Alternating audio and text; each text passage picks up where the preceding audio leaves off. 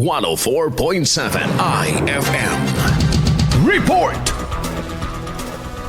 Siniguro ng pamunuan ng Pamana Water District, Dagupan City ang kalinisan o ang pagiging potable ng kanilang isinusupply na tubig sa lungsod sa kabila ng nararanasang mainit na panahon. Sa eksklusibong panayam ng IFM News Dagupan kay Pamana Dagupan spokesperson Miss Margarita Navata, regular umano ang isinasagawa nilang testing sa mga linya na kanilang sinusuplayan.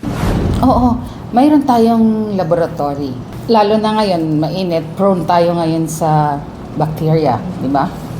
Kaya regular ngayon. In-expand na nila ng area ng pinagkukuhanan ng sample para i-test kung pasado ba sa standard ng drinking administration.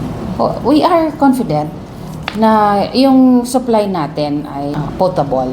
Aniya, mayroon pa rin umano silang natatanggap na reklamo ukol sa mabuhanging tubig dahil hindi umano talaga ito mapipigilan.